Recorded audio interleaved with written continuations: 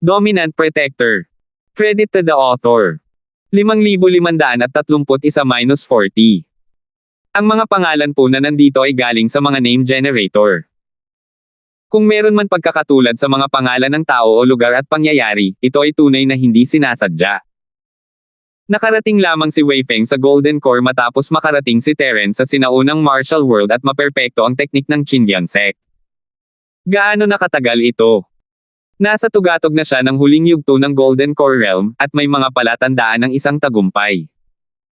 Maaari siyang maging isang perpektong Golden Core Realm cultivator anumang oras. Hindi napansin ni Reggie ang hinala ni Terence at buong pagmamalaking sinabi, "Senior na lolo, si Wei Feng ay talagang isang henyo na nakalibing sa ating Green Cloud School. Dati, mabagal ang kanyang pag-unlad dahil hindi kumpleto ang kanyang cultivation technique. Salamat sa iyo, senior na lolo." Si Wei Feng ay agad na pumailang lang sa langit pagkatapos niyang makuha ang kumpletong cultivation technique. Pinaikit ni Terence ang kanyang mga mata at itinago ang lamig sa kanyang mga mata. Maaaring sumali si Wei Feng sa Central, ngunit ang kanyang aura ay naiiba sa mga taong sumali sa Central. Marahil ay nakatago. Tutal, si Terence naman ay nakikipag-ugnayan na kay Central simula pa noong kina Jerwin at Harry, at ngayong nag-level up na ang Central, may malamig na aura sa paligid niya na nagpapailang sa mga tao. Napakabilis ng cultivation, isa talaga siyang henyo. Reggie, ang galing ng mga mata mo. Mahinang sabi ni Terence habang pinagmamasdan niya ng mabuti si Wei Feng. Nahihiyang sabi ni Wei Feng, "Senior lolo, natutuwa ka ba? Sa totoo lang, mabilis ang cultivation speed ko.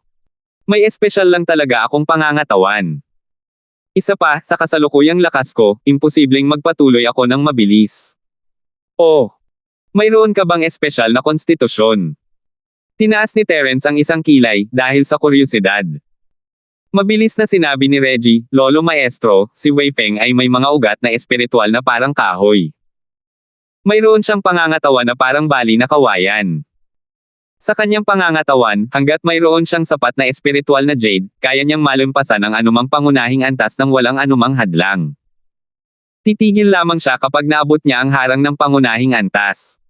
Tulad ng bawat kawayan, may guwang sa harap ng dugtungan ng kawayan. Kung magagawa niya ito ng isang beses, madali niyang malalampasan ang harang ng pangunahing antas. Basag na pangangatawan na gawa sa kawayan. Talagang mahiwaga." Gulat na sabi ni Terence. Ito ang unang pagkakataon na nakarinig siya ng ganitong pangangatawan. Basta't makalagpas ka sa isang malaking antas, maaari kang magsanay sa susunod na malaking antas ng walang anumang hadlang. Ang ganitong uri ng talento ay talagang hindi ka panipaniwala. Sa madaling salita, malamang na binigyan ni Reggie si Wei Feng ng malaking dami ng Spirit Jade, kaya naman mabilis siyang gumaling. Para na rin itong pagkain ng isang gininto ang core. Kung tungkol naman sa Spirit Jade ni Reggie, hindi naman kailangang mag-alala ang mga tagasunod ni Terence tungkol sa kakulangan ng Spirit Jade. Nahihiyang ngumiti si Wei Feng, "Senior lolo, nambobola mo ako." Medyo pinalaki rin ni Master. Napakabilis ng pangangatawan ng basag na kawayan, pero kung pag-uusapan ang kapangyarihan ng martial arts, wala itong espesyal na pagpapahusay. Kung makakatagpo ako ng isang nilalang na tulad ng basag na yelong pangangatawan, tiyak na hindi ako makakapantay dito. Alam ng lahat ng mga disipulo ng paaralan ng Qindian ang relasyon ni Terence at Linlin. Ang mga hindi sumali sa pagsasanay ay makakarinig nito mula sa mga disipulong sumali. Tutal, may kaugnayan ito sa kanilang maalamat na tiyuhin ama, at anumang bagay ay pag-uusapan. Kaya't hindi namamalayang ginamit ni Wei Feng ang katawan ni Linlin na nababasag ang yelo bilang halimbawa. Isa ng talentong hindi ka panipaniwala ang kakayahang mabilis na mapabuti ang iyong lakas ng hindi umaasa sa mga panlabas na puwersa. Masyado itong sakam para gamitin ang lakas ng pag-atake. Nakangiting sabi ni Terence. Itinuro niya si Reggie. "Isa ka talagang mahusay na master. Gusto niyang umunlad ka sa lalong madaling panahon. Bilang iyong lolo Amador, dapat kitang tulungan." Tuwang-tuwa si Reggie. Alam na alam niya ang mga pamamaraan ni Terence, kaya mas natuwa siya kaysa kay Wei Feng. Sinabi niya iyon dahil gusto niyang tulungan ni Terence si Wei Feng. Kung ang isang taong may sirang katawan na kawayan ay hindi makakalusot sa harang ng isang beses, mas mahirap ito kaysa sa mga normal na tao. Hindi ang peak late stage golden core ang hadlang, kundi ang peak stage golden core, pero hanggat pumapayag si Terence na tumulong, hindi iyon magiging problema. Ulol na bata, bilasan mo at pasalamatan mo ang lolo mo sa cultivation niya. Ngumiti si Reggie habang ipinapaalala kay Wei Feng. Noon lamang nagpakita si Wei Feng ng isang masayang ekspresyon na parang kakagising lang niya mula sa isang panaginip. Magalang siyang yumuko at nagpasalamat, salamat sa iyong gabay, nakatatandang lolo. Hindi na kailangan. Pagod ka rin naman. Kung hindi, hindi kita matutulungan kahit gusto ko pa. Bahagyang ngumiti si Terence. Hindi siya nagsisinungaling. Kung hindi naabot ni Wei Feng ang tugatog ng huling yugto ng Golden Core, hindi rin siya matutulungan ni Terence kahit gusto niya. Bumalik ka muna sa kwarto mo. Paprotektahan kita. Mag-uusap tayo pagkatapos mong marating ang perpektong ginintoang core. May plano na si Terence sa puso niya. Napaka-espesyal ng putol-putol na pangangatawan ni Wei Feng na parang kawayan, at ngayon ay nasa tugatog na siya ng huling yugto ng ginintoang core. Hanggat mayroon siyang sapat na espiritual na chi, maaabot niya ang tugatog ng ginintoang core stage. Para sa iba, isa itong tagumpay, ngunit para kay Wei Feng, isa lamang itong natural na pag-upgrade. Natural na walang pagtutol si Wei Feng at bumalik sa kanyang silid kasama si Terence. Pinaupo ni Terence si Wei Feng at nagsimulang mag-cultivate. Kumuha siya ng 12 ng mga spiritual jade at umikot sa paligid ni Wei Feng. Sa pilitin niyang kinuha ang espiritual na enerhiya mula sa mga spiritual jade at inilagay ito sa katawan ni Wei Feng. Sa katunayan, ito ay katulad ng direktang pagkuha ni Terence ng espiritual na enerhiya mula sa espasyo ng jade para kay Wei Feng. Gayunpaman, ayon sa nakaraang karanasan, ang kasalukuyang lakas ni Terence ay nasa tugatog lamang ng foundation, kaya wala itong silbi para sa mga Golden Core Stage Cultivator. Kaya, magagamit lamang niya ang espiritual na jade bilang isang medium. Bukod dito, ang paraang ito ay maaari lamang gamitin ni Wei Feng na may bali na konstitusyon na gawa sa kawayan.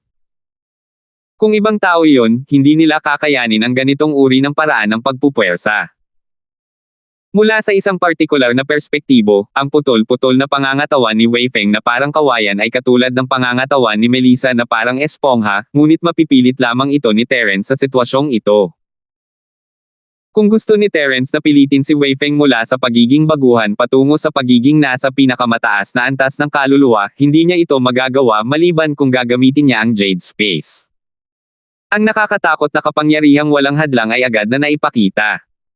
Ang espiritual na chi mula sa 12 ng piraso ng espiritual na jade ay tinipon ni Terence, na ginawa si Wei Feng na isang perpektong ginintoang core. Nanginig ang katawan ni Wei Feng. Nagulat siyang nagmulat at sinabing, nasa antas na ako ng Paragon. Senior Grand Uncle, napakagaling mo talaga. Kung ilalarawan niya ito sa isang pangungusap, malamang sasabihin ni Wei Feng, sa isang kisap mata, nakarating na ako mula sa tuktok ng huling yugto ng ginintoang core patungo sa perpektong ginintoang core. Ibinalik ni Terence ang kanyang kamay at kumuha ng isang ginintoang core para kay Wei Feng, malakas nga ang iyong pangangatawan. Dahil wala kang bottleneck, hindi mo kailangang patatagin ang iyong lakas. Ngayon, magtagumpay ka sa bagong silang na Soul Realm ng may kahangahangang paraan. Nakita ni Wei Feng ang ginintoang tableta sa palad ni Terence at nagulat siya, Tio Marshall, napakahalaga nito. Isa pa, narating ko na ang tugatog ng bagong yugto ng kaluluwa. Maaari na ba akong uminom ng ginintoang tableta ngayon? 5,532. Maaaring hindi ito magawa ng iba, ngunit dapat mo itong gawin sa lalong madaling panahon. Huwag mong kalimutan na mayroon kang katawang parang bali na kawayan. Kapag nakatagpo ka ng isang malaking harang, kailangan mong basagin ito nang may di mapigil ang puwersa. Habang tumatagal ka, mas mahihirapan kang basagin ang harang. Paalala ni Terence. Hindi gaanong alam ni Terence ang tungkol sa sirang katawan ng kawayan, ngunit nang makalusot si Wei Feng, ginamit niya ang kanyang spirit sense para bigyang pansin ang kondisyon ng katawan ni Wei Feng, kaya naman lubos niyang naunawaan ang tungkol sa sirang katawan ng kawayan. Tungkol naman sa ugali ni Wei Feng, lubos na nasiyahan si Terence. Matalino at kalmado ang lalaking ito. Ang mahalaga ay hindi siya nagpakita ng anumang kasakiman nang makita niya ang dekalidad na ginintoang core. Malinaw ang kanyang mga mata. Sa totoo lang, plano na ni Terence na sanayin si Wei Feng para maging susunod na pinuno ng sekta ng Qingyan. Sandali munang tumigil si Terence bago nagpatuloy, may isa pa nga pala. Dahil sa espesyal mong pangangatawan, hindi mo na kinailangang uminom ng kahit anong tableta para makaraos. Ito dapat ang unang beses na uminom ka ng tableta sa buong Golden Core Stage, di ba? Ito ang pinakamagandang resulta. Kahit wala kang sira na pangangatawan na parang kawayan, hindi mo kailangang mag-alala tungkol sa anumang problema sa sitwasyong ito. Hindi na nagatubili si Wei Feng at kinuha ang Golden Core mula kay Terence gamit ang dalawang kamay. Magalang niyang sinabi, nagpapasalamat ang disipulong ito sa Martial Grand Uncle para sa iyong cultivation. Sa hinaharap, tiyak na makakatulong ka sa Green Cloud School at palalakasan ng ating paaralan. Pagkatapos magsabi ng ilang simpleng salita, itinaas ni Wei Feng ang kanyang ulo at kinain ng bagong panganak na gininto ang tableta ng kaluluwa. Muli siyang pumasok sa estado ng cultivation. Tama si Terence. Walang anumang hadlang si Wei Feng sa kanyang cultivation, kaya nang marating niya ang huling barrier, mas mabilis siya, mas mataas ang kanyang tsansa na makalusot. Nang makapasok pa lang siya sa rurok ng Ores Core Stage, uminom siya ng peak grade Nascent Soul Golden Pill, at halos sigurado na ang kanyang paglusot patungo sa Nascent Soul Stage. Wala nang dapat ipag-alala. Hindi nagmadaling umalis si Terence habang pinapanood niya si Wei Feng na makalapit sa Nascent Soul. Naupo siya sa gilid at pinrotektahan si Wei Feng habang pinagmamasdan kung gaano kalakas ang nabasag na pangangatawan na gawa sa kawayan. Pero sa pagkakataong ito, mahigit 1 oras lang ang ginugol ni Wei Feng para makumplito ang proseso. Hindi nakapagsalita si Terence. Kahit na sa tulong ng isang top-grade Golden Core, medyo napakabilis pa rin ang bilis na ito. Mas mabilis pa ito kaysa kay Terence na ginagamit ang Jade Space para tulungan siya. Higit sa lahat, ang bagong silang na kaluluwa ni Wei Feng ay tiyak na hindi ang pinakamahina. Ito ay kahit papaano ay higit sa karaniwan. Kahit na hindi ito matatalo sa mga nasa parehong antas, hindi ito isang bagay na kayang harapin ng sino man na nasa parehong antas. Kasabay nito, nakarating na si Reggie sa base ng sektang Xuanji. Gusto niya silang hilahin papasok sa kanyang kampo habang tinutulungan ni Terence si Wei Feng na makalusot. Tutal, matagal na silang magkapatid. Dahil malapit nang umangat ang paaralang Qingyan, natural lang na kailangan nilang isama ang paaralang Xuanji. Ang North Island ay palaging may 3 pangunahing gate, hindi 2. Matapos magpalitan ng ilang magagandang salita, dumiretso si Reggie sa punto at sinabi kay Joren Hong, pinuno ng sekta na Hong, ang 3 dakilang sekta ng North Island ay iisang pamilya. Naisip mo na bang bumalik sa North Island Alliance? May dahilan para dito. Matapos matagpuan ng sektang Xuanji ang sektang may 5 elemento bilang kanilang taga-suporta, bagamat nasa North Island Alliance pa rin sila, ang kanilang katayuan ay maituturing na bahagi ng Middle Island Alliance. Natawa si Joren nang marinig iyon. Tumawa siya at sinabing, anong problema? Hindi ka na kayang protektahan ng pamilya Salter. Kaya gusto mo kaming bumalik, ang sekta ng Xuanji, para tulungan ka. Reggie, hindi ko inaasahan na ganito ka pala katao. Masama na ang loob mo, pero gusto mo pang ibagsak ang sekta naming Xuanji. Hindi pa kumakalat ang balita tungkol sa pagpatay ni Terence sa 2 bagong soul cultivator mula sa sekta. Una, masyadong mabilis ang pangyayari, at pangalawa, nakakahiya ito. Susubukan itong pagtakpan ng sekta at hindi ipahalata sa publiko. Ibang-iba ito sa pagkalat ng balita na pinatay ni Terence ang batang Panginoon. Kaya naman, ang alam lang ni Joren ay nagalit ang paaralang Qingyan sa paaralang Chenkon at hindi maganda ang sitwasyon. Wala siyang ideya na tuluyang nabaligtad ang sitwasyon. Bukod pa rito, bilang isang sekta na hindi man lang bahagi ng 10 maliliit na sekta, at humiwalay na sa 3 tarangkahan ng North Island, hindi sila seseryosohin ng mga bagong kakampi. Sa makatuwid, ang kanilang katalinuhan ay maituturing na nakahiwalay sa mundo. Kahit ngayon, iniisip pa rin ni Joren na si Reggie ay isa pa ring tagapagtatanim ng Golden Core Stage. Tutal, siya mismo ay nasa perpektong Golden Core Stage pa lamang. Hindi inaasahan ni Reggie na magiging ganito kawalang galang si Joren, ngunit bilang isang mabuting tao, naiintindihan niya ang nararamdaman ni Joren. Ngumiti siya at sinabing, leader ng sekta na Hong, hindi mo alam ito, ngunit ang sekta ng Chen Kun ay hindi naman talaga ganoon kagaling. Ang martial grand uncle ng ating sekta ng Qingyan ay bumalik ng may malaking momentum. Sa hindi malilimutang pagpupulong na ito, tiyak na may gagawin ang tatlong sekta ng North Island. Ang araw para buhayin muli ang North Island ay ngayon. Ngumisi si Joren at sinabing may paghamak, Reggie, napakayabang mo na ngayon, di ba? Ano ba ang maganda sa sekta ng Chen Kun? Sa tingin ko ay hindi maganda ang sekta ng Chen Kun. Kaya nilang durugan ang buong alyansa ng North Island gamit ang isang daliri.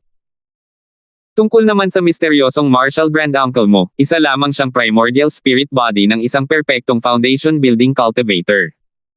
Kaya niya itong patayin gamit ang isang utot.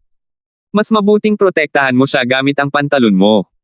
Ang mga salitang ito ay labis na masasakit. Hindi alintana ni Reggie kung iba pa ang dahilan, ngunit ininsulto ni Joren si Terence. Ito ang dahilan kung bakit nagalit si Reggie. Joren, maging mas magalang ka kapag nagsasalita. Ang tiyuhin sa pakikipaglaban ng paaralang Qingyan ko ay tiyuhin din sa pakikipaglaban ng paaralang Xuanji mo.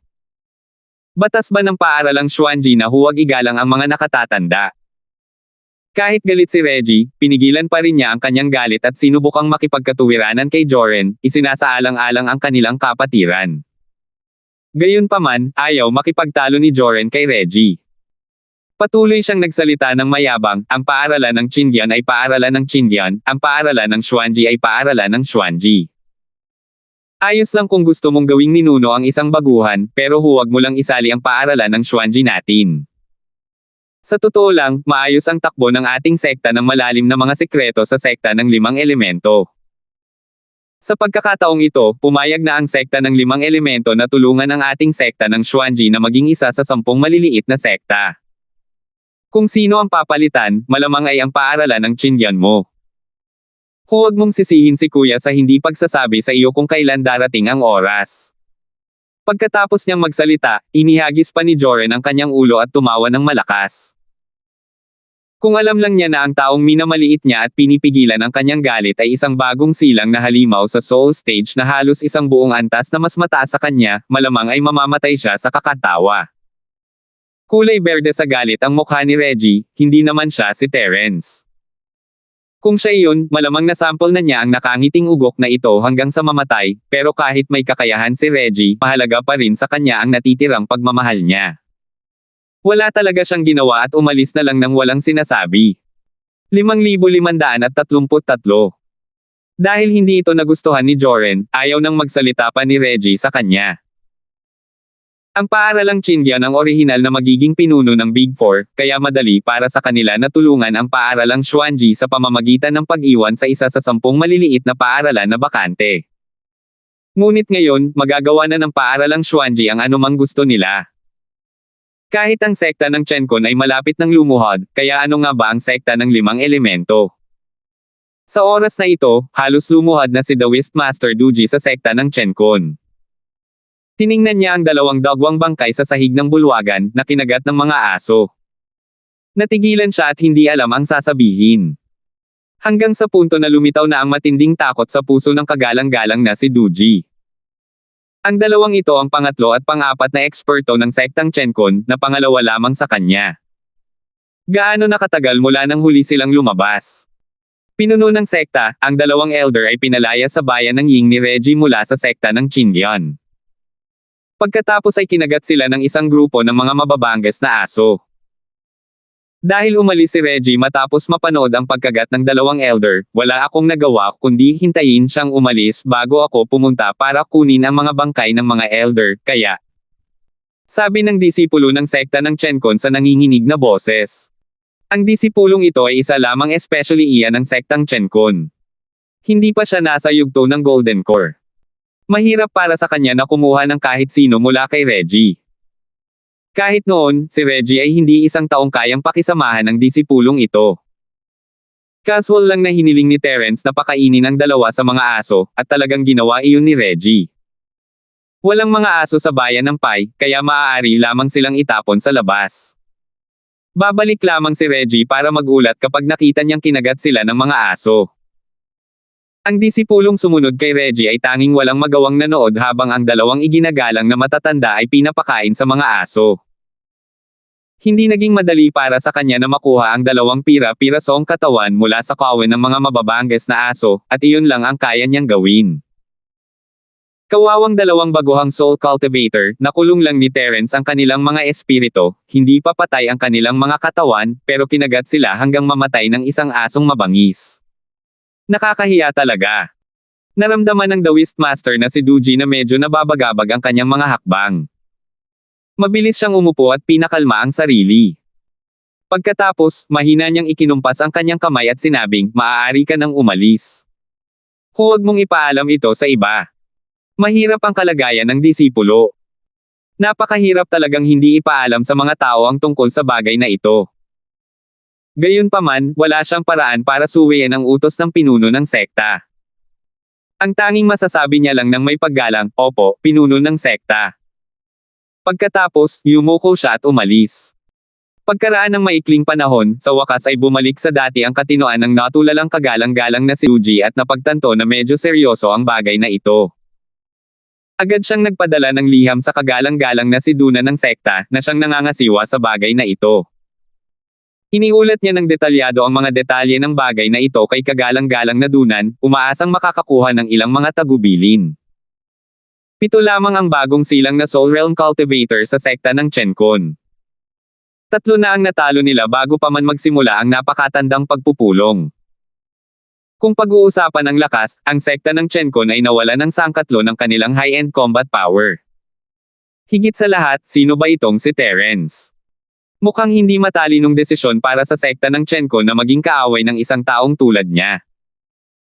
Habang sumasakit ang ulo ng The Wistmaster na si Duji, nagmamadaling bumalik si Reggie sa patio ng paaralan ng Qingyan ng may pagtatampo. Nagkataon na nakita niya si Wei Feng na matagumpay na nakarating sa bagong soul stage. Ang kanyang galit ay agad na napalitan ng tuwa nang sabihin niya, "Wei Feng, napakabilis mo talagang nakarating sa bagong soul stage. Mabuting bata, hindi mo binaygo ang master. Lahat ng ito ay salamat sa iyo at sa payo ng Panginoon, kung hindi ay hindi ko sana nakamit ang meron ako ngayon." Mabilis na yumuko si Wei Feng. Sige, hindi ko na matiis ang mga mapang uyam mong tingin." Mabilis na ikinumpas ni Terence ang kanyang kamay at pinutol ang pambobola ng dalawa. "Reggie, nag-aral ka ba sa paaralan ng Xuanji noong bumalik ka galing sa labas?" Nang mabanggit ang sektang Xuanji, muling sumiklab ang galit ni Reggie. Agad siyang sumangot. "Huwag mo nang banggitin yan. Lolo Marshall, mali pala ang disipulong ito sa pagkakataong ito. Akala ko kapatid pa rin ang paaralan ng Xuanji sa paaralan natin sa Qingyan, pero isa lang pala itong pangarap." Hindi na hinintay pang magtanong si Terence, ikinwento na ni Reggie sa kanya ang lahat ng nangyari sa sekta ng Xuanji. Hindi niya pinalaki o isinama ang kanyang personal na nararamdaman, ito ay isa lamang tapat na salaysay. Hindi nagalit si Terence, lahat naman may kanya-kanyang ambisyon, hayaan mo na sila. Hindi maganda ang impresyon ni Terence sa sektang Xuanji, at mas mabuti pa nga na hindi nila ito nagustuhan. Wala naman talagang balak si Terence na isama sila sa paglalaro, kaya hinayaan na lang niya sila. Kung tungkol naman sa sekta ng Rising Sky, natural lang na aabisuhan sila ng angkan ng Salter, kaya hindi na kailangang umalis pa si Reggie. Bukod dito, dapat ay maayos naman ang ugnayan sa pagitan ng sekta ng Rising Sky at ng sekta ng Green Cloud, at hindi sila magiging kasing ignorante ng sekta ng Xuanji. "Reggie, huwag mo munang alalahanin ang mga bagay na iyan. Maghanda ka muna. Malapit nang makapasok sa Big Four ang paaralan natin sa Qingyan. Dahil kay Wei Feng, isa na ngayon ang paaralan ng Qingyan sa 4 na magagaling. Ngayon, kailangan na lang maghintay ni Terence para sa pagbubukas ng sinaunang kompetisyon. Dahil kina Wei Feng at Terence, ang paaralang Qingyan ay mayroon ng 3 bagong sikat na soul cultivator. Mayroon silang lakas para maging isa sa Big Four. Siyempre, bago pa man lumitaw si Wei Feng, wala nang pakialam si Terence sa mga patakaran. Nang maabot niya ang isang antas ng kapangyarihan, wala nang gaanong kahulugan ang mga patakarang ito. Pero ang ikinababahala ni Terence ay hindi siya maaaring manatili sa paaralan ng Qingyan magpakailanman. Gaano man kalakas ang isang tao, kung aalis siya ng matagal, mababawasan ang kanyang kakayahan na pigilan ito. Ang sekta ng libong talim ay isang buhay na halimbawa. May pagkakataon pa si Reggie na gamitin ang isang golden core para maabot ang peak Nascent Soul bago magsimula ang pagtitipon. Para naman kay Wei Feng, hindi plano ni Terence na hayaan siyang kumuha ng isa pang golden core. Dahil sa kanyang balibelang pangangatawan na gawa sa kawayan, hindi lamang sayang ang pag-inom ng gininto ang tableta sa yugto ng Nascent Soul, kundi mapapataas din nito ang kahirapan ng hinaharap na tagumpay ni Wei Feng. Hanggat patuloy na maglilinang si Wei Feng ng mag-isa at makukumpleto ang tagumpay sa yugto ng Nascent Soul, maaaring makalusot siya sa yugto ng Profound sa tulong ng tableta kapag naabot na niya ang tugatog ng yugto ng Nascent Soul. Gaano nakatagal mula nang lumitaw ang isang eksperto sa entablado ng Profound sa maliit at sinaunang mundo ng pakikipaglaban? Dahil nandito si Terence, maaaring si Wei Feng ang maging unang Profound sa loob ng libu-libong taon. Dahil sa potensyal ni Wei Feng kaya naisip ni Terence na gawin siyang susunod na pinuno ng sekta ng Qingyan. Kaya naghanda si Terence ng mga high-tier spiritual jade para kay Wei Feng. Ang mga spiritual jade ay bilang lamang para kay Terence, kaya ang pagbibigay kay Wei Feng ng 10,000 spiritual jade ay sapat na para mabilis niyang mapalakas ang kanyang lakas. Siyempre, hindi naman walang katapusan ang mga espiritual na jade. Ang pangunahing dahilan kung bakit naging bukas palad si Terence ay dahil maaaring i-recycle ang mga espiritual na jade para sa kanya. Kapag halos maubos na ang mga ito, maaari na lang niya itong itapon sa espasyo ng jade para mag-recharge at kumuha ng bagong batch para magamit, parang walang katapusang supply ito. 5,534. Lumipas ang 2 mapayapang araw ng ganito. Medyo nalito ang mga sekta sa bayan ng Ying. Bakit hindi pumunta ang sekta ng Chenkon sa sekta ng Qingyan para manggulo? Ang balita tungkol sa pagpatay ni Terence sa anak ng pinuno ng sekta ng Chenkon ay ikinalat mismo ng sekta ng Chenkon, ngunit isa lamang pala itong malaking palabas. Dahil pinakain ni Reggie ang 2 matatanda sa mga aso sa labas ng bayan ng Ying, sadyang pinaliit ng sekta ng Chenkon ang katotohanan pagkatapos ng insidente. Kaya naman, karamihan sa mga sekta ay hindi alam ang tungkol dito. Ang iilang nakakaalam ay hindi nang ahas na magsalita ng pabaya pagkatapos matanggap ang babala mula sa sekta ng Chenkon, o maaari silang malipol anumang oras. Sa ilalim ng ganitong mga pangyayari, palihim na hinuhulaan ng karamihan na ang paaralang Qingyan ay tinanggap na ng pamilyang Salter nang bisitahin nila ang pamilyang Salter sa pantalan. Alang-alang sa pamilyang Salter, pansamantalang itinigil ng paaralang Chenkon ang kanilang mga plano na harapin ang paaralang Qingyan, at hinihintay nila na ang napakatagal ng pagpupulong ay maging puno ng enerhiya upang direktang sirain ang paaralang Qingyan. Ang tanging bagay na hindi maintindihan ng mga nakamasid ay kailan naging ganito kainit ang ulo ng pamilyang Salter, ang pinakamahina sa 4 na malalaking pamilya. Bukod pa rito, mas gumanda rin ang reputasyon niya. Kaya niya bang pigilan ang sekta ng Chenkon pansamantala? Habang ang mga haka-haka ay umuunlad tungo sa mas maraming bersyon at palayo ng palayo sa katotohanan, may nangyaring lubos na nagpamangha sa lahat ng nakapalibot na sekta. Nasa dining hall pa rin ito ng isang inn. Si Yubi pa rin ang sanhi ng insidenteng ito. Siyempre, kumakain pa rin si Yubi. Wala siyang balak na magdulot ng gulo. Gayunpaman, ang kanyang mga ginawa ay nagdulot pa rin ng galit ng sekta ng Chenkon. Hindi nila alam kung dapat ba nilang sabihin na isa siyang femme fatale o sadyang malas lang siya. Mabahong aso. Kumakain ka talaga rito ng mapayapa. Ngayon, ipaghihiganti ko ang kawawa kong pamangkin. Isang matipunong lalaki ang pumasok at nakita si Yubi na kumakain ng mag-isa. Agad na namula ang kanyang mga mata at umungol siya habang sumusugod. Ang lalaking ito na nasa katanghaliang gulang ay isang huling yugto ng Golden Core Cultivator ng sektang Chenkon, ang pangalawang tiyuhin ng batang Panginoon ng sektang napatay, si Jinhua. Si Dawis Duji ay may higit sa isang babae at anak na lalaki, ngunit ang kapatid na babae ni Jinhua ay mayroon lamang isang anak na lalaki, ang pinatay ni Terence. Hindi na nangahas ang sektang Chenkon na galawin sina Terence at ang sektang Qingyan. Bagamat hindi isa si Jinhua sa mga nakatataas sa sektang Chenkon, mayroon siyang ganoong antas ng koneksyon. Binalaan na siya ni Dawis Duji tungkol dito. Hindi maaapektuhan sina Terence at ang paaralan ng Qingyan, kaya maiisip mo kung gaano kadesmaya si Jinhua. Umaasa pa rin siya na matutulungan siya ng kanyang pamangkin sa hinaharap, ngunit ngayon ay wala ng pag-asa. Tutal, kahit hindi naman talaga kahanga-hanga ang pamangkin niya, magagawa pa rin niya maging dakilang elder. Kaya naman, nang makita niya si Yubi, ang mitya na nagdulot ng sunod-sunod na trahedya, agad na napuno ng galit si Jinhua. Umungol siya at sumugod. Si Yubi ay isa lamang disipulo ng isang sekta ng espiritu ng Fallen Leaf, at ang sekta na sumusuporta sa sekta ng espiritu ng dahon ay ang sekta ng Kaizen, na bahagyang mas malakas kaysa sa angkan ng Salter. Higit sa lahat, alam ni Jinhua na hindi gusto ng sekta ng Kaizen ang sekta ng espiritu ng dahon, kaya tiyak na hindi nila gagawing mahirap ang mga bagay para sa sekta ng Chenkun dahil lamang sa isang disipulo ng sekta ng espiritu ng dahon. Dahil hindi niya kayang hawakan si Terence, sisimulan niya ito sa batang babaeng ito. May magandang plano si Jinhua sa puso niya. Kaya, nang makita niyang nag-iisa si Yubi, hindi siya nag-atubiling umatake. Sa usapin ng lakas, si Jinhua ay nasa huling yugto ng Jindan, habang si Yubi ay nasa tugatog ng gitnang yugto ng Jindan. Medyo maliit ang agwat. Gayunpaman, si Yubi ay isang henyong disipulo ng Leaf Spirit Sect habang si Jinhua ay nasa huling yugto ng Jindan, na halos hindi naabot ng sect ng Chenkun gamit ang mga mapagkukunan dahil sa nepotismo. Kaya, ang kanyang lakas sa pakikipaglaban ay mas mahina lamang kaysa kay Yubi.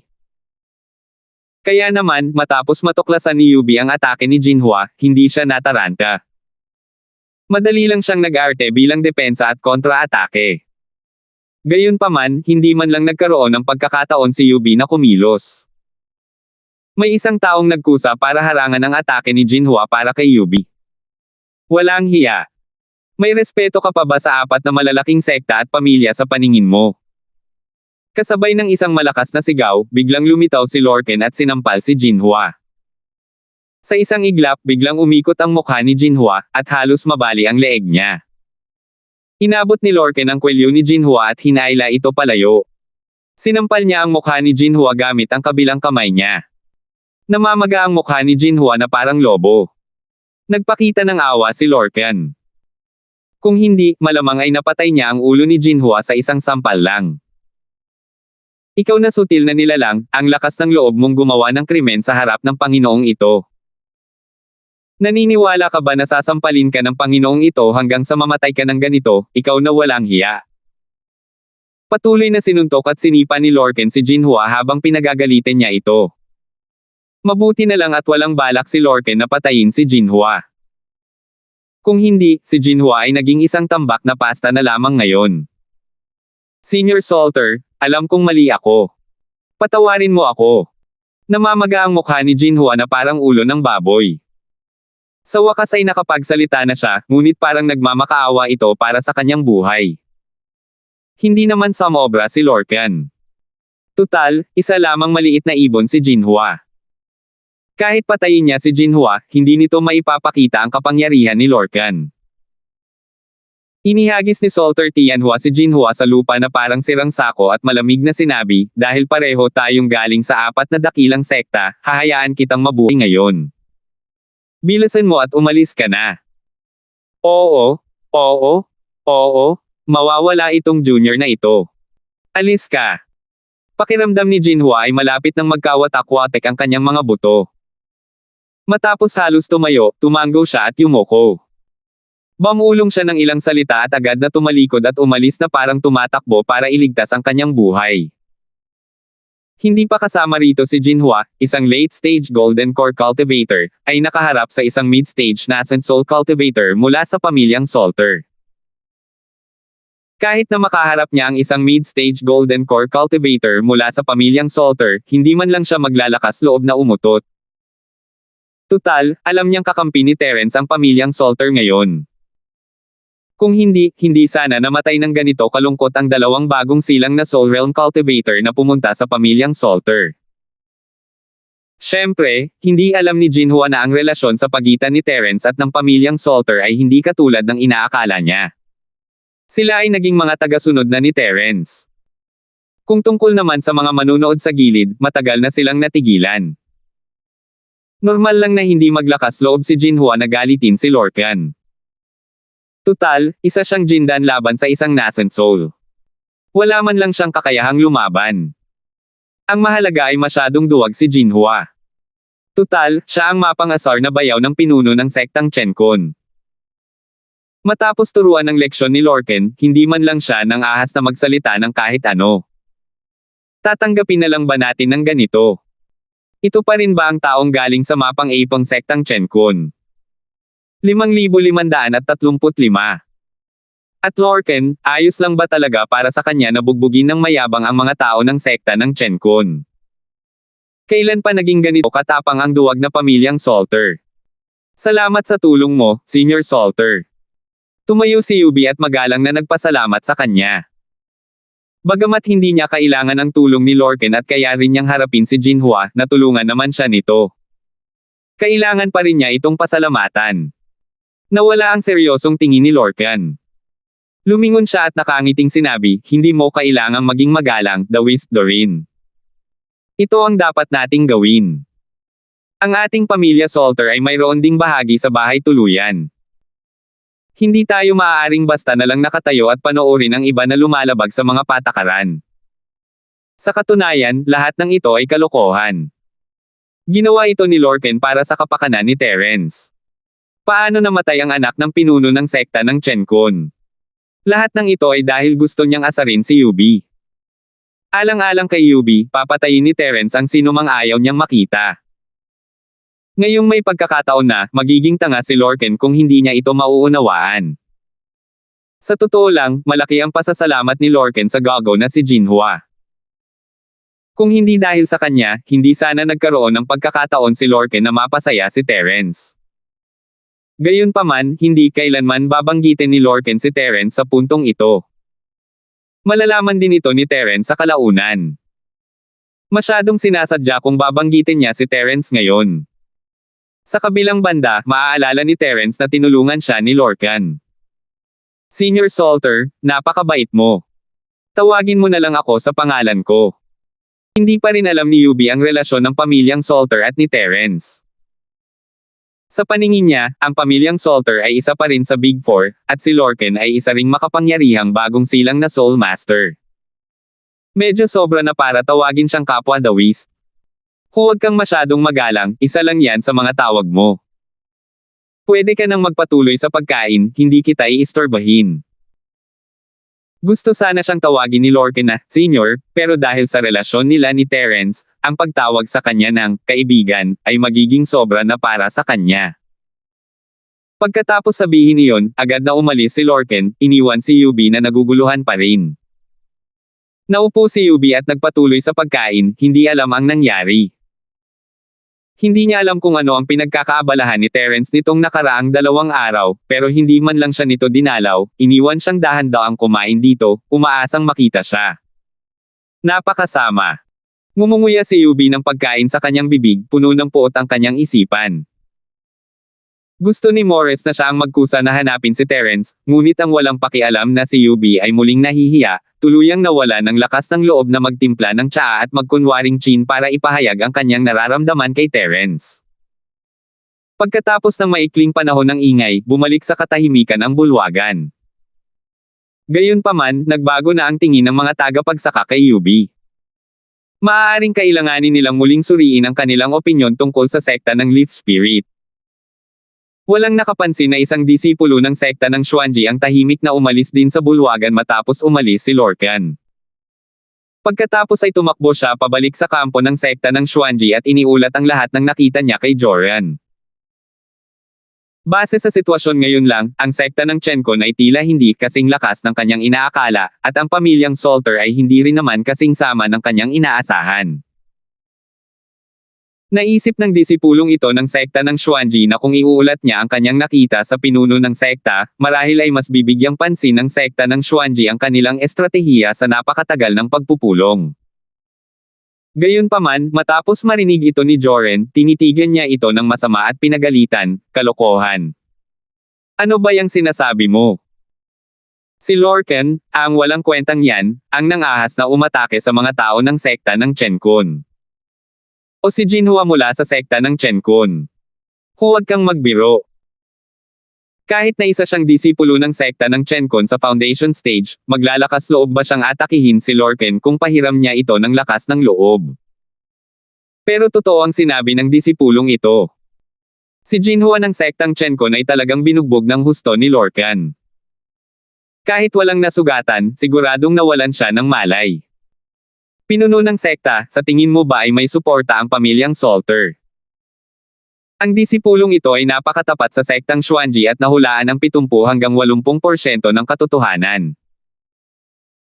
Ngumisi si Joren at sinabing, iniisip ng Panginoong ito na umaasa sa iyo ang pamilyang Salter, isang traidor, di ba?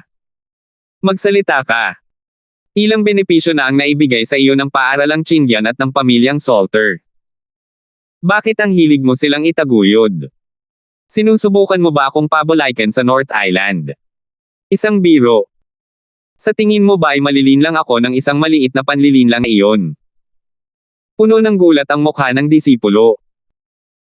Hindi niya kailanman inakalang susuhulan siya ng pamilyang Salter at ng Green Cloud School nang dumating siya upang ibalita ang balita ng may katapatan. Pinuno ng sekta, nagsasabi ng totoo ang disipulong ito. Nangyari ito sa harap ng lahat, kaya kung magtatanong ka, malalaman mong hindi nagsinungaling ang disipulong ito. May katuturan ang mga sinabi ng disipulong iyon. Hanggat magtatanong siya, malalaman niyang talagang totoo ang balitang ito. Gayunpaman, mayroon ng paunang ideya si Joren. Sigurado siyang nagsisinungaling sa kanya ang disipulong ito. Nang makitang nagdududa pa rin ang lalaking ito, agad siyang nagalit. Ikaw na especially iya, sinusubukan mo pa rin akong lokohin sa puntong ito. Talagang minamaliit mo ang Panginoong ito. Tiyak na hindi malilinlang ang Panginoong ito ng isang kontrabida na tulad mo. Mga kasama, ibagsak ninyo siya at ikulong. Pagkatapos ng lumang pagkikita, ibalik siya sa sekta at harapin siya ng maayos. Pinuno ng sekta, inosente ang disipulong ito. Pinuno ng sekta. Hindi alam ng malas na disipulong iyon na kahit ano pa ang sabihin niya, hindi niya mababago ang tingin sa kanya ni Joren. Walang sino man sa labas ang nakakaalam tungkol sa komedya sa sekta ng Xuanji. Nang malapit nang magsimula ang sinaunang pagpupulong, sa wakas ay naging masigla ang pamilihan sa bayan ng Ying. Sa oras na ito, dumating na ang lahat ng mga sekta at pamilyang kalahok sa sinaunang pagpupulong. Kaya naman, unti-unting naging mas aktibo ang kalakalan sa plaza ng lungsod. Bawat sekta at pamilya ay pupunta upang manggalakal ng ilang likas na kayamanan sa oras na ito. Kung sila ay suswertehin, maaaring mapabuti nila ang kanilang lakas bago ang sinaunang pagpupulong at makipaglaban para sa mas maraming benepisyo para sa kanilang sekta. Iyon ang plano ni Wei Feng, kaya pumunta siya sa palengke ng madaling araw. Isa na siyang master ng orihinal na antas, at kahit walang hadlang bago ang tugatog ng orihinal na antas, hindi niya mapapalaki muli ang kanyang lakas sa loob ng 2 hanggang 3 araw. Kung tutuusin, hindi siya si Terence, at hindi niya magagamit ang ganitong uri ng mapang-ipong pamamaraan upang direktang makuha ang espiritual na kapangyarihan mula sa mga espiritual na jade. Ang normal na cultivation ay ilang beses lamang siyang mas mabilis kaysa sa iba. Matapos tumingin-tingin sa paligid, naramdaman ni Wei Feng na maraming magagandang bagay, ngunit mula sa pagiging foundation patungo sa pagiging nascent soul sa loob lamang ng 1 taon. Hindi siya kumpiyansa sa paghusga sa mga magagandang bagay na ito, kaya nagpasya siyang bumalik at hanapin si Terence at ang kanyang Panginoon na si Reggie upang tingnan. Agad na bumalik si Wei Feng kina Terence at Reggie, at agad na sumang-ayon ang dalawa. Sa loob ng 2 araw na ito, narating na ni Reggie ang tugatog ng bagong yugto ng kaluluwa gamit ang kanyang ginintoang core. Kahit wala si Terence, isa na siya sa mga nangungunang mandirigma sa sinaunang mundo ng martial arts, kaya wala nang saysay na pumasok pa sa isolated cultivation. Magandang ideya ang paglabas para mamasyal. 5,536. Nang umalis silang tatlo, si Yubi, na kumakain ng 4 na oras, ay paalis na. Hindi ginamit ni Terence ang kanyang espiritu para obserbahan ang buong bayan, kaya't dumaan lang silang dalawa ng ganoon. Kung alam lang ito ni Yubi, tiyak na palalawigan niya ang oras ng pagkain sa 6 na oras. Pagkalabas ng bahay tuluyan, casual na nagtanong si Terence, Reggie, mayroon bang kaugalian ang ating Green Cloud School ng pagbebenta ng mga bagay noon? Tumango si Reggie. Siyempre naman. Pero maliliit na bagay lang ang ginagamit namin para ipalit sa Spirit Jade. Ngayong nabigyan mo na ang sect ng napakaraming Spirit Jade, hindi na kami nagkukulang pa. Hindi na namin kailangang ituloy ang pagbebenta ng aming mga gamit. Pagkatapos ng maikling paghinto, nagpatuloy si Reggie, gayunpaman, bago magsimula ang kaganapan, ang pagbebenta ng ilang mga matataas na antas ng mga bagay ay isang paraan din upang ipakita ang lakas ng sekta. Kung mas mataas ang antas ng bagay, mas masasalamin nito ang lakas ng sekta, upang hindi ito maliitin ng mga tao. Tutal, bago magsimula ang kaganapan, mayroong isang round ng botohan para sa lahat ng sekta. Ang pagbebenta ng mga matataas na antas ng mga bagay sa merkado ay isang nakabalat kayong paraan ng pangangalap ng mga boto. Pagboto para sa lahat ng sekta. Ano ito? Tanong ni Terence, nalilitong tanong. Ngayon lang niya ito narinig. Noon lang naalala ni Reggie na ang kanyang tiyuhing martial arts ay hindi masyadong pamilyar sa mga patakaran ng sinaunang pagpupulong.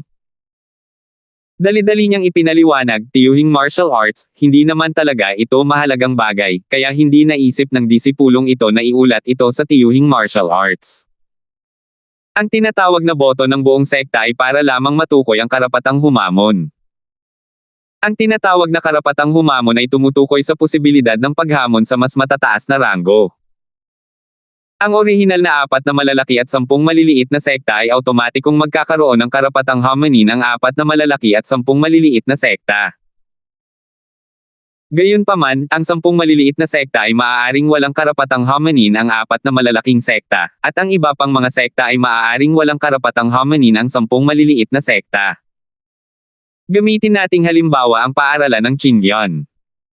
Dahil isa ito sa mas matandang 10 maliliit na paaralan, hindi na kailangang bumoto para maging isa sa 10 maliliit na paaralan. Gayunpaman, nang bumoto ang lahat ng sekta at hindi inisip na may karapatang homonin ang paaralan ng Qingyuan sa 4 na malalaking paaralan, dapat munang homonin ang paaralan ng Qingyuan ang sekta na binoto bilang kwalipikado para homonin ang 4 na malalaking paaralan. Pagkatapos manalo, maaari na nilang ipagpatuloy ang paghamon sa 4 na malalaking paaralan. Kung may karapatan ng Green Cloud School na homonin ang Big Four sa botohan, kaya nilang atakihin ang Big Four sa simula pa lang. Isa pang halimbawa ay ang Thousand Blade Sect, na hindi man lang isa sa 10 maliliit na sekta. Tanging ang mga bumoto at nag-iisip na may karapatan silang homonin ang 10 maliliit na sekta ang maaaring homonin ang mga ito. Kung ang Thousand Blade Sect ay may lakas ng 4 na malalaking sekta, ngunit may karapatan lamang na homonin ng 10 maliliit na sekta, maaari lamang nila itong homonin ng paunti-unti. Hindi nila direktang maaaring homonin ang 4 na malalaking sekta. Ang panuntunang ito ay nagpapahintulot sa mga sektang kailangang homonin na umakyat ng paunti-unti, habang ang orihinal na 4 na malalaki at 10 maliliit na sekta ay nagtamasa ng kalamangan sa paghihintay sa pagdating ng mga pagod na pagod. Pinag-isipan itong mabuti ni Terence matapos makinig sa paliwanag ni Reggie. Hindi naman makatwiran ang mga patakaran, ngunit hindi rin naman lubos na makatwiran. Gayunpaman, hindi alintana ni Terence.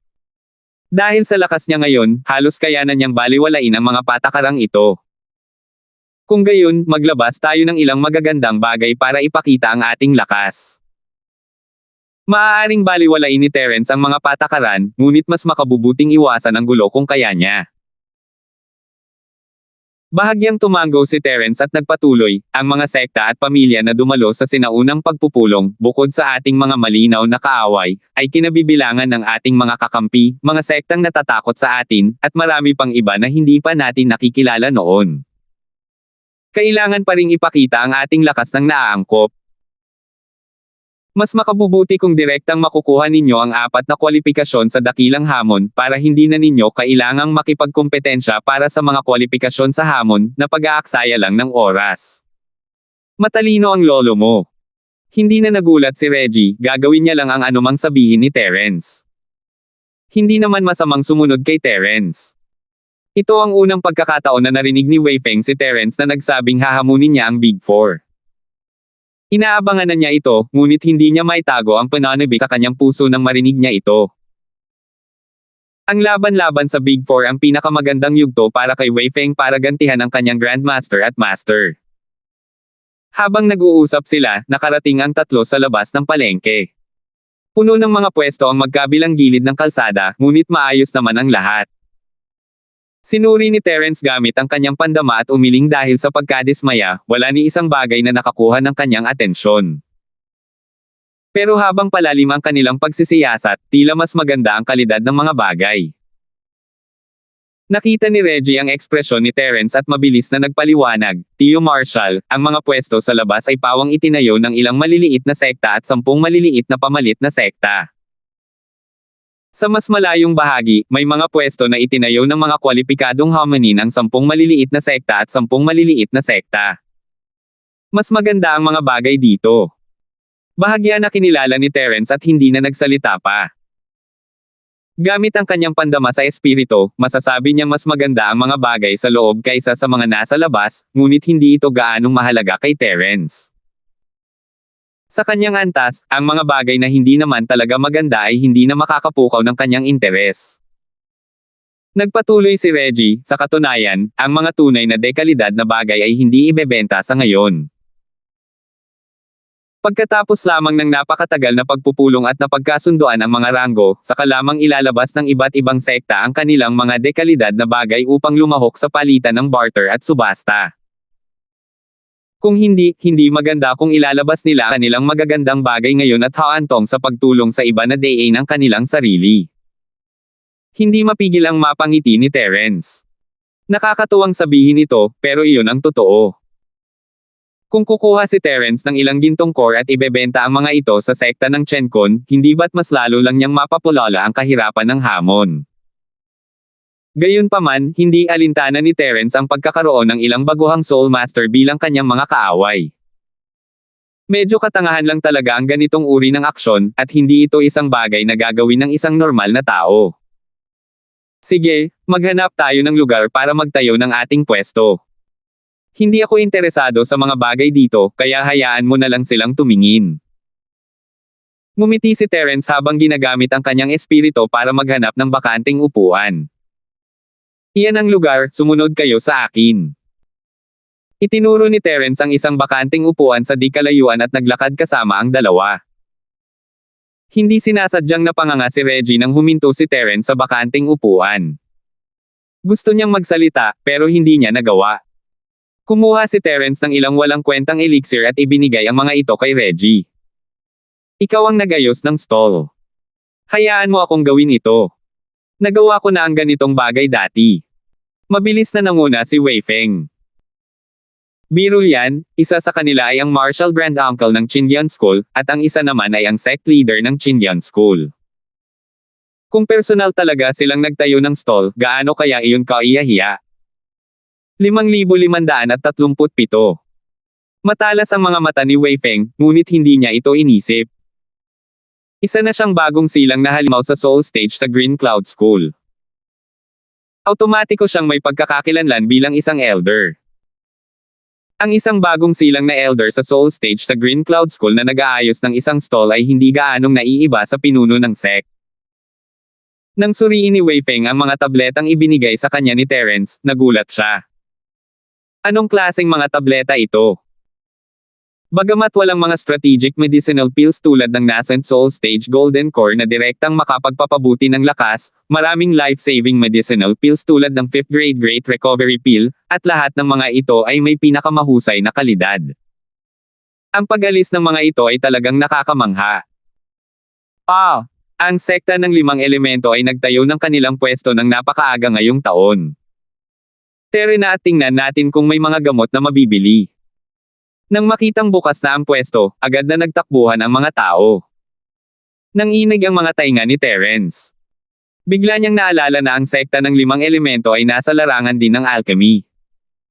Isa sa kanila ang Master Chen noon. Lumalabas na inakala ng mga taong ito na sila ay mula sa sekta ng 5 elemento, na lumabas para bumili ng mga elixir.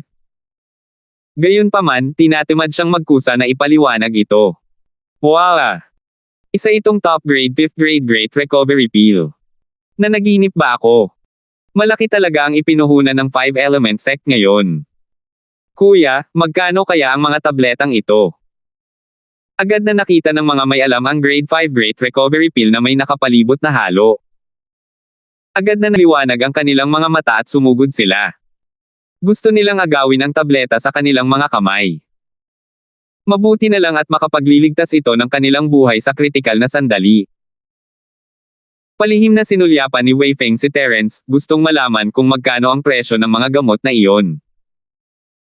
Walang gaanong ideya si Terence tungkol sa mga presyo sa sinaunang mundo ng martial arts, at binigyan siya ng tingin na nagsasabing, ikaw ang magdesisyon.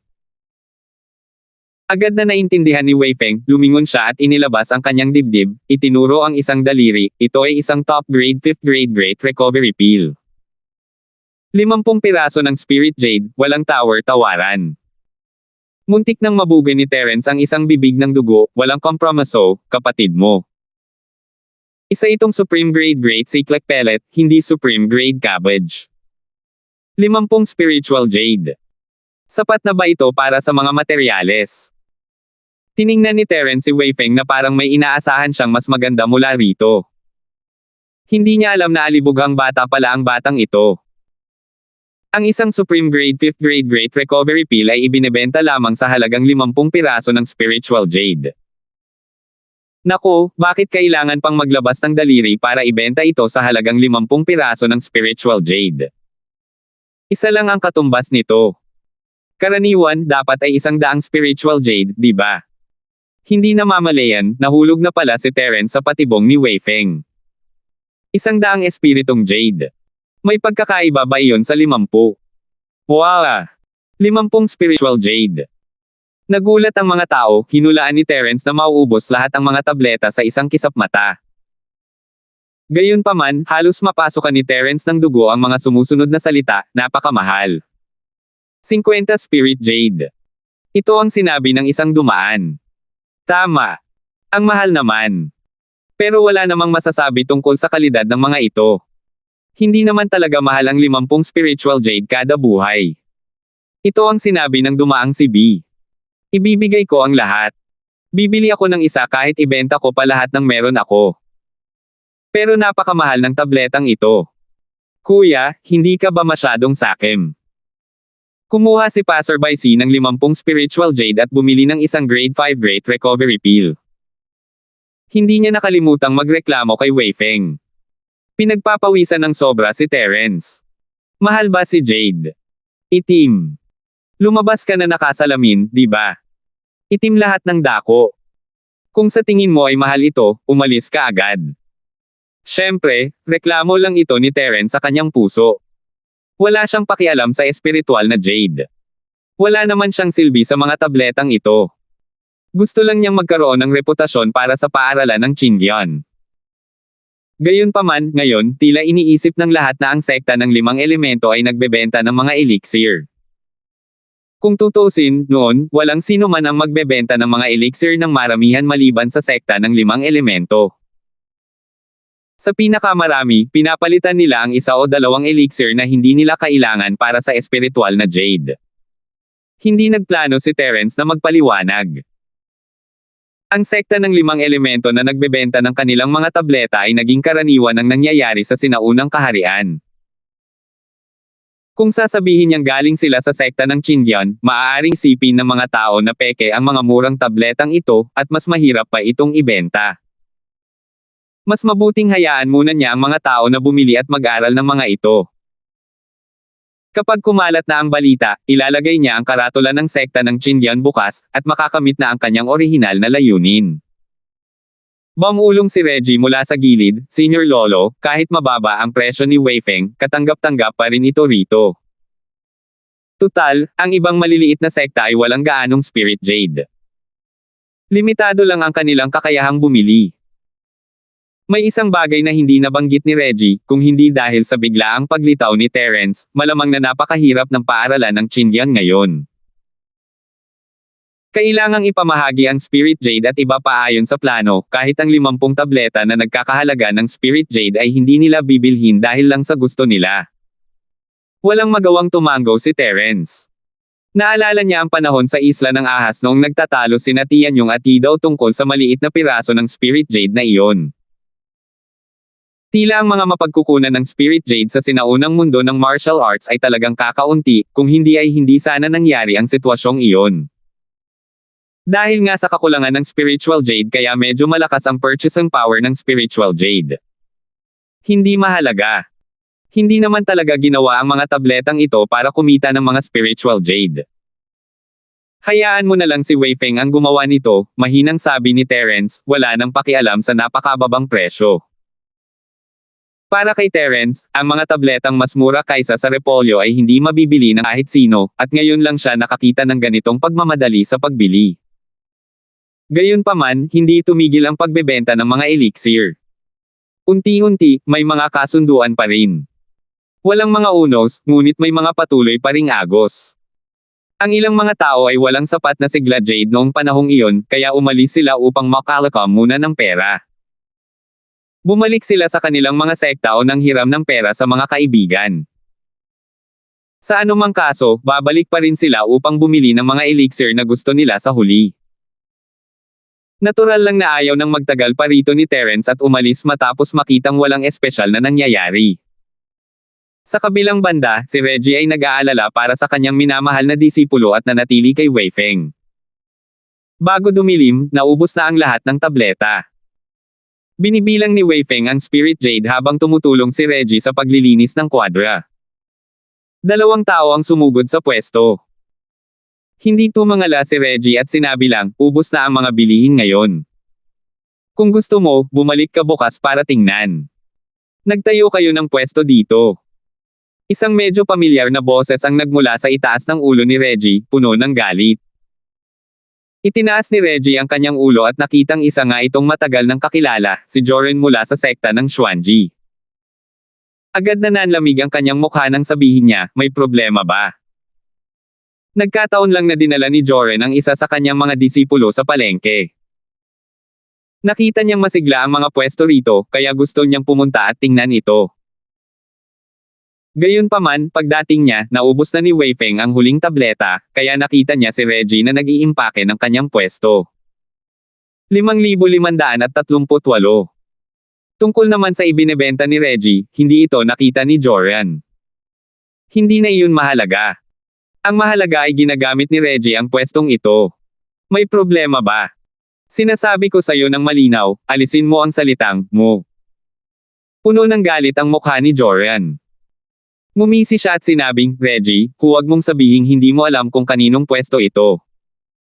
Ito ba ang lugar kung saan ka maaaring magtayo ng pwesto? Tumayo ng tuwid si Reggie at tumingin sa paligid ng walang pakialam.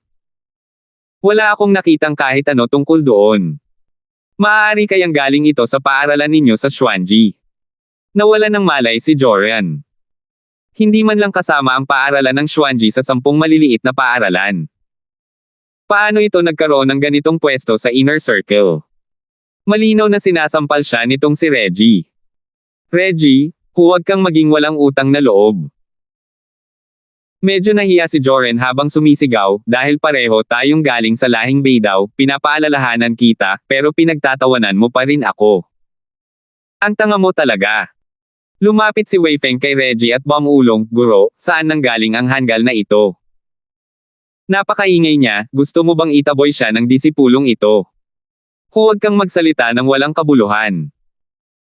Siya ang pinuno ng sekta ng Xuanji, ang bagong kanang kamay ng sekta ng 5 elemento. Tingnan mo kung gaano siya kahanga-hanga. Sarkastiko na sabi ni Reggie. Mabuting matanda na siya noon, pero ngayon ay hindi niya maiwasang matawa sa kamangmangan ni Joren. Namutla ang mukha ni Joren dahil sa pangungutya ni Reggie. Gayunpaman, mahinahon pa ring sinabi ni Reggie, malalaman natin kung sino ang tanga sa lalong madaling panahon. Gayunpaman, dahil walang gumagamit ng stall na ito, magtatayo pa rin ng stall ang paaralan ng Qingyang dito bukas. Kung mayroon kayong anumang pagtutol, maaari kayong bumalik bukas. Pagkatapos noon, tumango si Reggie kay Wei Feng, sinabihan itong huwag nang pakialaman si Joren at bumalik na.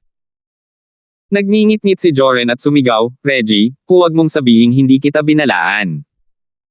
Pumunta ka sa sekta ng 5 elemento at humingi ka agad ng tawad. Alang-alang sa North Island Alliance, magpapalam ako ng maayos para sa iyo.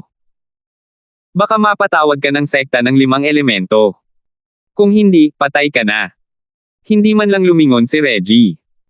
Walang pakialam na sinabi niya, hindi makakapagplano ng magkasama ang mga taong magkaiba ang landas.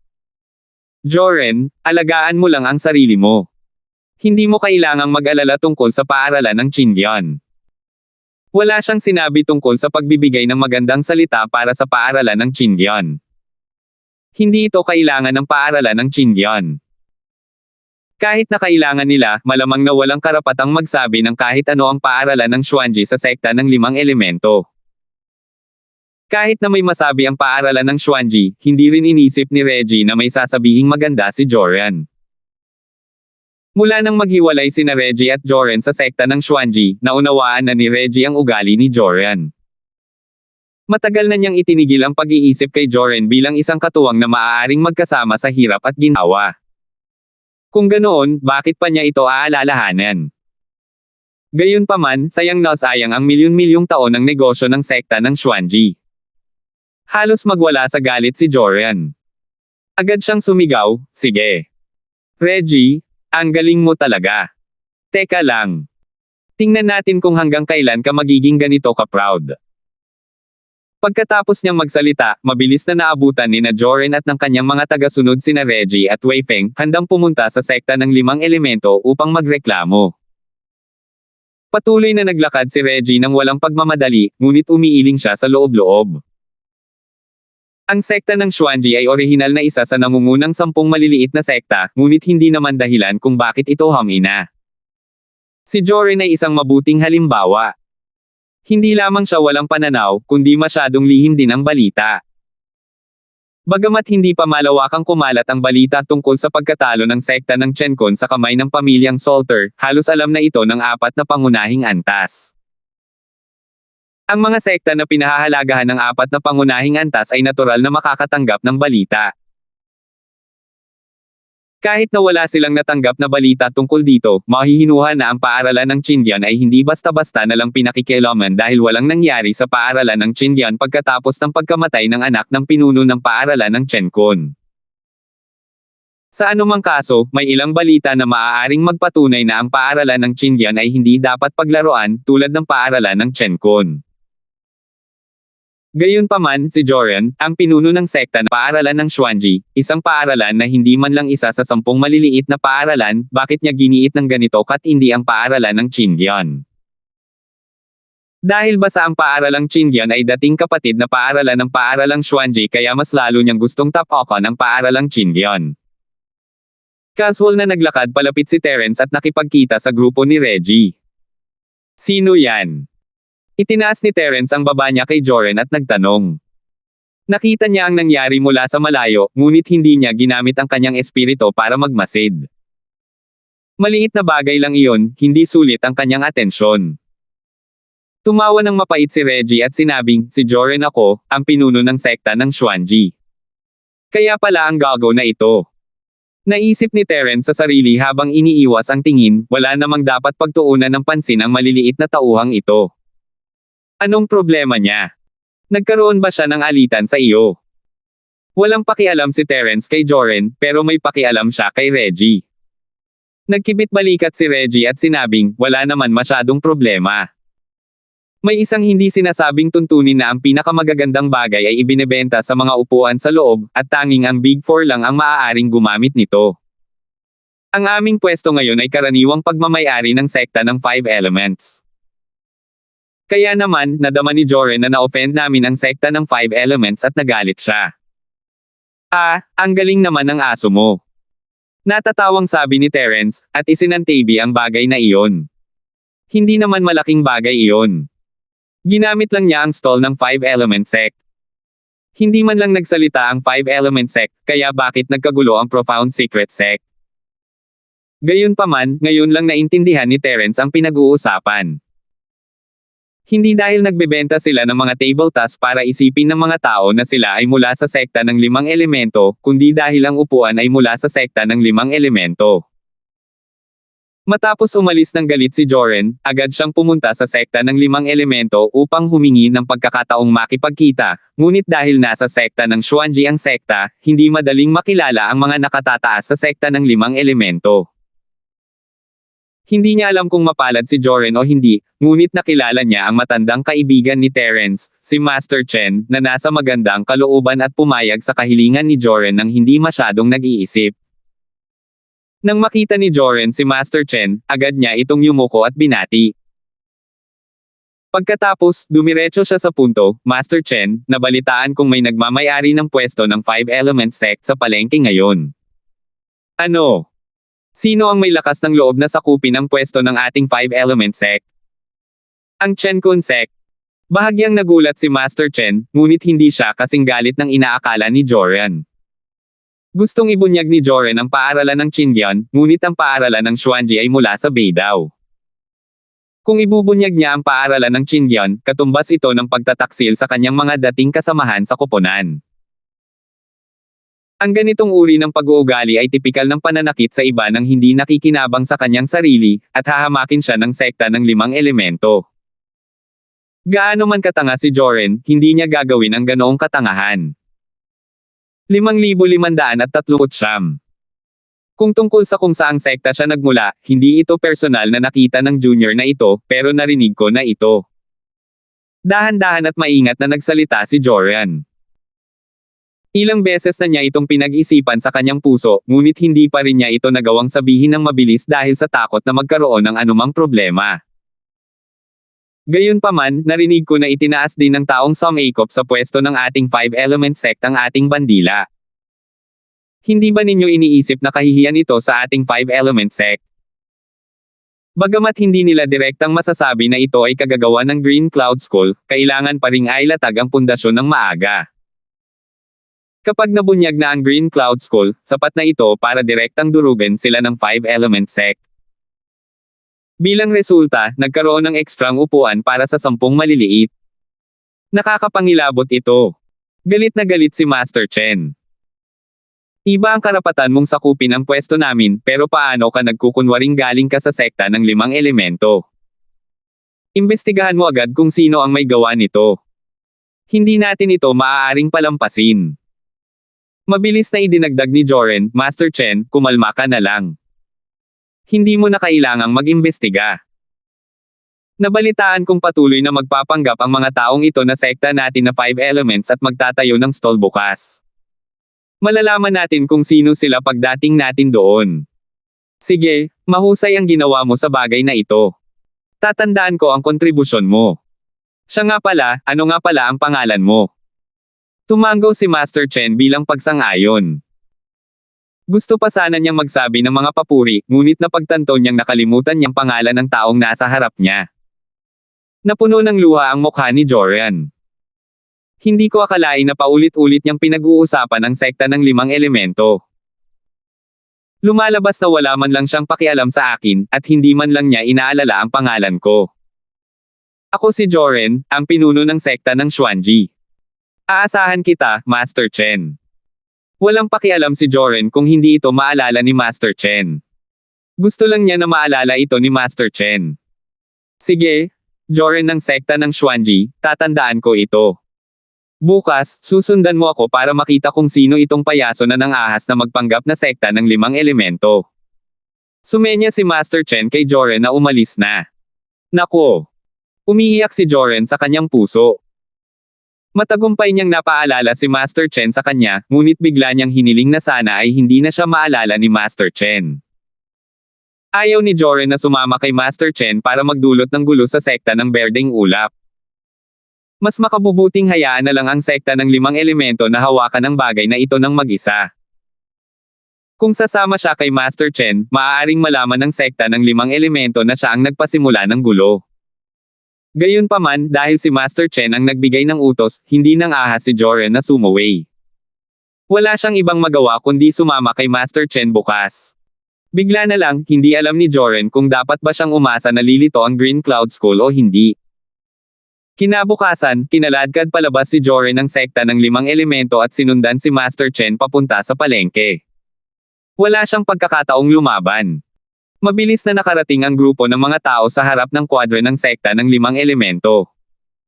Gayunpaman, napapaligiran ang kwadre ng maraming magsasaka, kaya walang paraan para makita ang sitwasyon sa loob. Umalis ka! Nandito si Master Chen ng sekta ng 5 elemento para magbenta ng gamot. Ang pagpapali sa mga tao ay natural na ginawa ng mga tagasunod ni Master Chen. Nang marinig nila na si Master Chen pala iyon mula sa sekta ng 5 elemento, hindi na mamalayang humanap ng daan ang mga tao para sa kanya. Hindi plano ni Master Chen na ibenta ang mga tableta ng ganoon kaga. Karaniwan siyang naghihintay hanggang sa huling sandali para sa pagdating ng mga mahahalagang tao.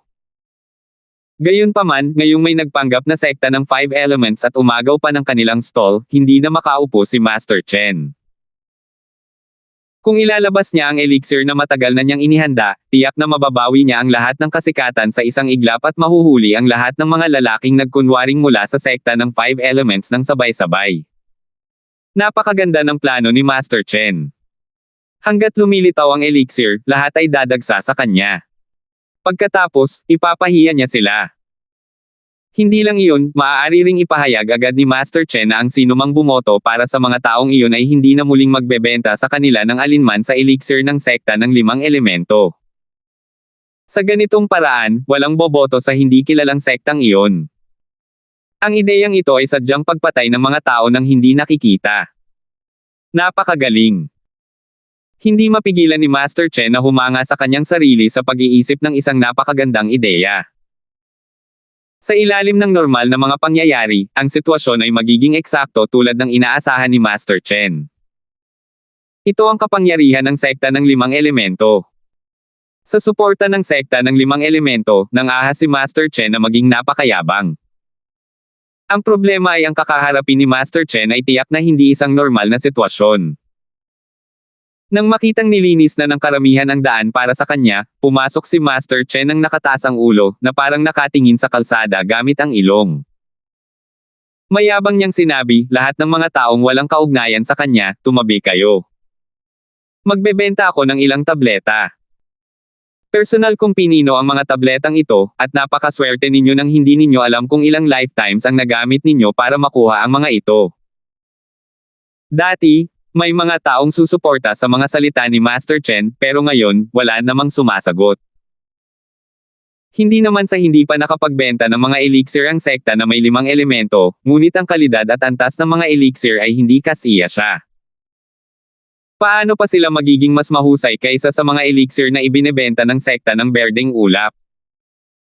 Inanunsyo na ni Terence ang pangalan ng paaralan ng Qingyan, at dahil sa magandang reputasyon mula kahapon, mas maganda ang negosyo kaysa kahapon. Si Master Chen yun mula sa sekta ng 5 elemento. Nandito rin siya para magbenta ng mga tableta. Bilisan mo. Kung nandito ang sekta ng 5 elemento, hindi na makakapagtayo ng kanilang pwesto ang sekta ng berdeng ulap. Kung hindi tayo bibili ng isang bagay na may ganitong kalidad at hindi masyadong mahal ngayon, maaaring wala na tayong pagkakataong gawin iyon. Ang mga tao sa harap, gumawa kayo ng daan. Huwag ninyong okupahin ang hukay ng palikuran at huwag kayong mag-abala. Tumabi ang mga tao sa labas nang marinig nila ang pangalan ng sekta ng 5 elemento, ngunit ang mga tao sa pinakaloob na bilog ay lalong naglakas loob na tapusin ang transaksyon sa lalong madaling panahon.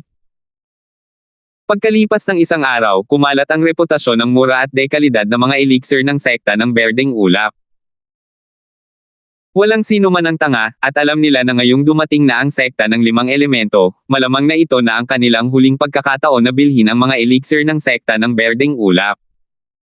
Nandilim ang mukha ni Master Chen. Siya ang alchemy master ng sekta ng 5 elemento, isang figure na hinahanap-hanap saan man siya magpunta. Hindi pa siya kailanman binaliwala ng ganito. Lahat ng mga walang kaugnayan sa inyo, tumabi kayo. Magbebenta ako ng ilang tableta. Ang mga tabletang ito ay personal kong pinino, at ang swerte ninyo, sino ang nakakaalam kung ilang lifetime pa ang nagamit ninyo para makuha ang mga ito. Inulit ni Master Chen ang sinabi niya. Gayunpaman, hindi na siya kasing mapang-akit ng dati. Iba ang tingin sa kanya ng mga taong nagbigay daan sa kanya. Alam ni Joren na hindi ito ang dapat na tahakin, kaya agad niyang tiningnan ang mga tagasunod ni Master Chen.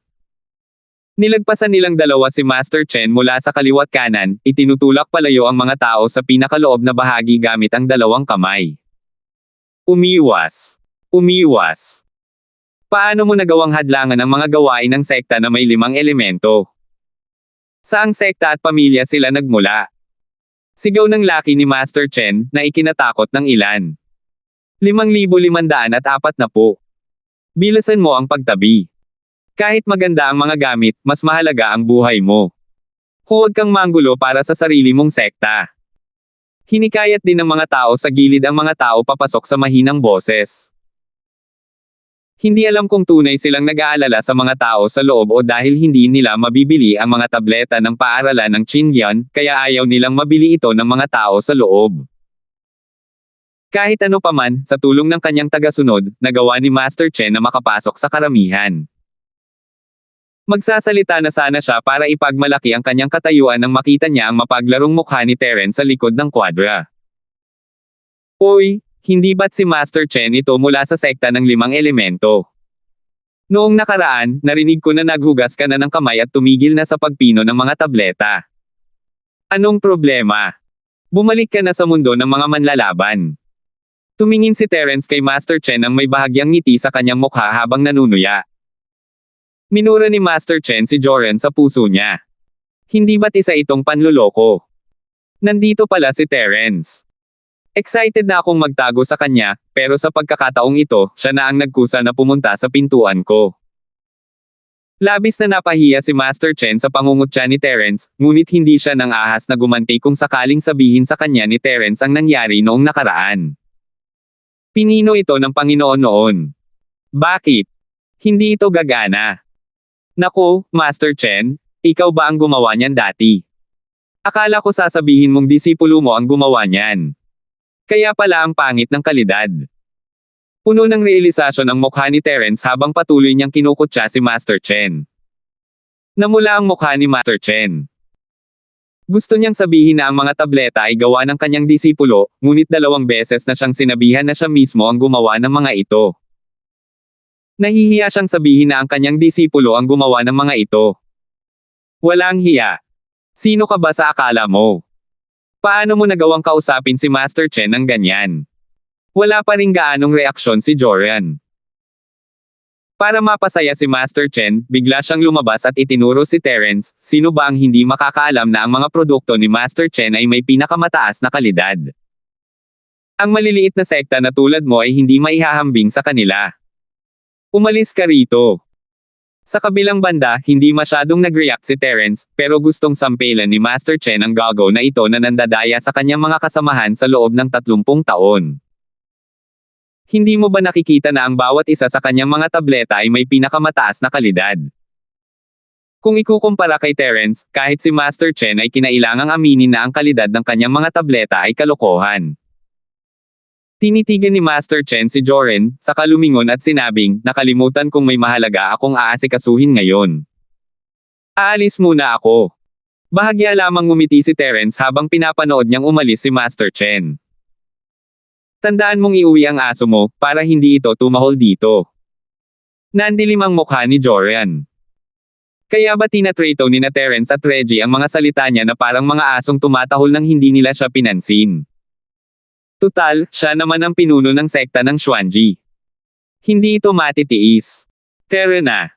Hindi man lang lumingon si Master Chen habang galit na sumisigaw. Yumuko si Joren at tinitigan sina Reggie at Terence bago sumunod palabas kay Master Chen. Nang makitang nakaalis na ang mga tao mula sa sekta ng 5 elemento, muling nagtipon ang mga manunood. Bagamat hindi nila alam ang nangyayari, ang pinakamahalagang bagay ay ang bumili ng mga Supreme Grade Elixir mula sa sekta ng Berdeng Ulap. Matapos maglakad ng medyo malayo, lumapit si Joren kay Master Chen at nagtanong sa mahinang boses, Master Chen, anong nangyari? Bakit siya umalis ng ganoon na lang? Hindi ba natin itutuloy ang katotohanang sinakop nila ang pwesto ng ating 5-element sect? Lumingon si Master Chen at sinampal si Joren sa mukha. Sumigaw siya, niloloko mo ba talaga ang Panginoong ito? Alam niyang nagbebenta sila ng mga elixir sa napakamurang halaga, pero hinimok pa rin niya ang Panginoong ito na magtayo ng pwesto. Hindi ba niya alam ang mga patakaran ng alchemy? Sa kasong ito, kung magtatayo sila ng pwesto, hindi ko magagawa ang pareho. Gustong umiyak ni Joren pero wala siyang maiyak. Inilapit niya ang mukha niya kay Master Chen at sinampal siya. Pakiramdam niya ay may mali. Naguguluhan din siya sa galit ni Master Chen. Maingat niyang nasabi, Master Chen, huwag po kayong magalit. Hindi ko alam ang tungkol sa patakarang ito. Hindi ko sila nakitang nagbebenta ng mga gamot kahapon. Sa katunayan, pawang kalokohan ang mga patakaran. Nahihiya si Master Chen na banggitin na ang koponan ni Terence ay may pinakamataas na kalidad, at hindi niya maihambing ang kanyang sarili sa kanila. Wala rin siyang lakas ng loob na sabihin na natalo siya kay Terence. Mga biglaang dahilan lamang siyang naiisip. Hindi mo alam. Hindi mahalaga kung hindi mo alam. Sumulyap si Master Chen kay Joren at malamig na sinabi, maaari ka ng maligaw ngayon. Huwag ka nang magpakita muli sa harap ng Panginoong ito. Ayaw ka nang makita muli ng Panginoong ito. Parang kislap mula sa dilim ang mga salita niya. Natigilan si Joren. Nang makitang tumalikod na si Master Chen at umalis, mabilis siyang hinabol ni Joren at nagmakaawa, Master Chen, huminahon ka naman. Ginagawa ko ito para sa kapakanan ng sekta ng 5 elemento. Nakita kong may pumalit sa posisyon natin, kaya nabalisa ako at hindi na ako nakapag-alam pa. Tama na. Sino ba talaga ang kami sa'yo? Sino sa akala mo ikaw? Paano mo nagawang punahin ang sekta naming may 5 elemento? Tumahimik ka. Sigaw ni Master Chen, pinutol si Joren. Hindi. Master Chen. Ako. Gusto sanang magpaliwanag ni Joren, ngunit ang kanyang mga salita ay hindi na malinaw. Balak ni Master Chen na palayasin ang sekta ng Xuanji. Hindi madaling mahanap ang sekta ng 5 elemento bilang taga-suporta. Ayaw ni Joren na mapalayas ng ganoon lang. Galit na galit si Master Chen. Sinampal niya ulit si Joren at umalis kasama ang kanyang mga taga-sunod. Sa pagkakataong ito, gustong-gusto nang umiyak ni Joren ngunit wala siyang maiyak. Sa simula ay gusto niyang guluhin ang Green Cloud School at magpasikat sa harap ng mga nakatataas sa sekta ng 5 elements, ngunit ang resulta ay ibang-iba sa kanyang inaakala. Hindi dapat ganito ang script. Gayunpaman, hindi na nang-ahas si Joren na sumunod kay Master Chen. Bago pa niya malaman ang dahilan, maghahanap lang siya ng gulo. Dahil nasa sekta ng 5 elemento si Master Chen, ang sinabi niya ay hindi gaanong naiiba sa sinabi ng pinuno ng sekta, lalo na kapag ang sekta ng Xuanji lamang ang pinag-uusapan. Si Joren, na nag-iisang bumalik sa sekta ng Xuanji, ay agad na tinipon ang kanyang mga katiwala upang pag-usapan ang bagay na ito. Sabihin mo sa akin, paano natin haharapin ang bagay na ito sa sekta ng 5 elemento? Pinuno ng sekta, tila may sikreto sa pagitan ni Master Chen ng sekta ng 5 elemento at ng sekta ng Berdeng Ulap. Habang mas nakikialam ang sekta ng Xuanji, mas kaunti ang magiging pakinabang natin dito. Isa pa, dahil sinabi na ni Master Chen na gusto niya tayong paalisan, hindi siya maaasahan ng sekta ng 5 elemento sa napakatandang pagpupulong na ito, nag-aalangan na sabi ng isang elder. Kalokohan, alam na ito ng hari, kailangan mo pa bang sabihin? Ano ang pinakamahalagang bagay ngayon? Iritadong sabi ni Joren. Salamat po at sinamahan ninyo ako, ingat lagi mga master.